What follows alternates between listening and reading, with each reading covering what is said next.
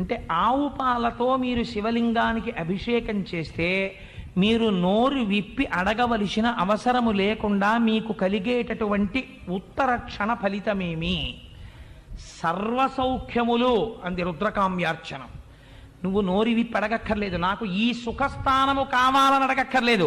వాంఛితార్థప్రదాయిని. నిన్ను అడగమంటే నువ్వేమంటావంటే, స్వామి నాకు అరగంట టైమీ మా ఆవిడ్ని అడిగి రావాలంటాం. ఒకవేళ అడిగొచ్చినా అమెరికా ప్రెసిడెంట్ జార్జ్ బుష్ పోస్ట్లో నేను ఉండాలంటాం. తెలియదు, ఏది అడగాలో తెలియదు. అడగక అక్కర్లేనివన్నీ అడుగుతాడు.